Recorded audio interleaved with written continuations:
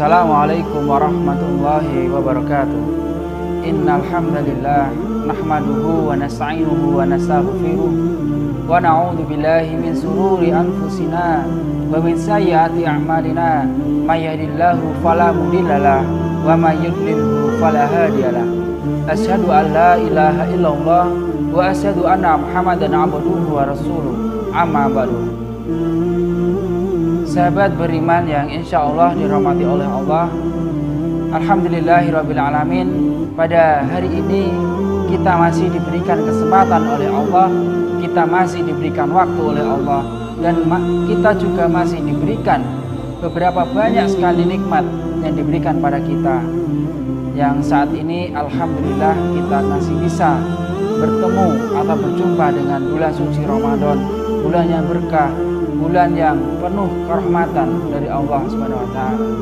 Semoga kita bisa menjalankan segala perintahnya dan menjauhi segala larangannya. Salawat serta salam semoga selalu tercurahkan kepada junjungan kita Nabi besar Nabi Muhammad sallallahu alaihi wasallam, yang dimana beliau adalah suri tauladan bagi kita semuanya, sehingga kita bisa membedakan mana yang hak dan mana yang batil. Sahabatku yang beriman yang insya Allah dirahmati oleh Allah, untuk kajian kita pada sore hari ini kita akan membahas tentang bersabar atas ujian yang Allah berikan. Orang yang hidup di dunia pasti akan menerima apa yang namanya ujian. Semuanya tanpa terkecuali. Maupun kita sebagai orang Islam, orang Kristen, orang Hindu, pasti akan menerima atau mendapatkan yang namanya ujian. Orang kafir pun itu pasti juga akan menerima yang namanya ujian. Nah, bagaimana caranya kita sebagai umat Islam untuk menghadapi segala ujian yang diberikan Allah kepada kita? Yang pertama, kita harus bersabar. Itulah kunci yang pertama sebagai umat Islam. Ya, sebagai umat Islam kita harus tahu bagaimana caranya untuk menghadapi segala ujian yang Allah berikan kepada kita, yaitu yang pertama kita harus bersabar. Nah, itu adalah salah satu kunci cara kita menghadapi segala ujian yang diberikan Allah pada kita. Karena sabarlah yang pertama kita bisa lakukan. Orang yang tidak bisa bersabar pasti kalau saat menghadapi segala ujian, yang pertama dia lakukan adalah marah-marah. Dia akan marah-marah, merasa bahwa hidupnya tidak diadili oleh Allah, bahwa hidupnya merasa sengsara. Dan bahkan ada orang yang tidak bersabar, mereka itu malah memilih jalan yang sesat. Dia berputus asa. Ada orang yang tidak sabar saat menerima ujian, mereka itu memilih untuk bunuh diri, kemudian orang yang frustasi dan lain sebagainya. Banyak sekali contoh-contoh yang tercela saat orang itu menghadapi segala ujian yang Allah berikan.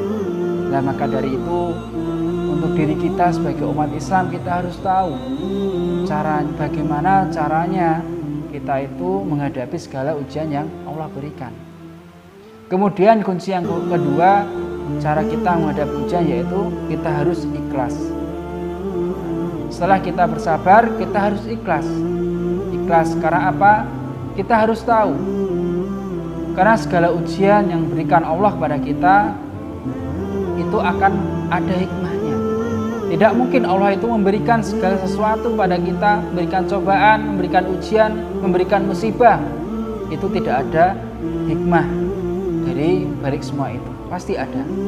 Entah itu kapan, setelah kita mendapatkan ujian, entah 1 hari, 2 hari, atau 1 minggu, 2 minggu, pasti akan mendapatkan hikmah di balik semua itu. Untuk kunci yang ketiga kita sebagai umat Islam yaitu kita harus bertawakal kepada Allah. Arti tawakal yaitu kita harus berserah diri kepada Allah. Kita minta sama Allah, kita serahkan segala yang ada pada diri kita, segala ujian, cobaan dan musibah itu kita serahkan kepada Allah. Karena apa? semua ujian, musibah itu datangnya dari Allah, dan kita minta atau kita kembali kepada Allah. Kemudian selain itu yang terakhir kuncinya yaitu kita harus berusaha, karena selain 3 kunci itu kita harus berusaha atau berikhtiar.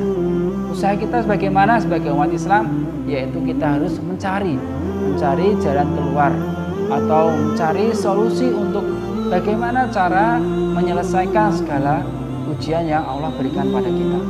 Ya tentu kita harus memilih jalan yang benar kalau kita orang yang beriman. Beda kalau orang yang mungkin imannya tipis, mereka itu pasti akan memilih jalan yang sesat. Maka dari itu kita sebagai umat Islam, kita harus tahu mana jalan yang diridhai oleh Allah dan mana jalan yang dimurkai oleh Allah.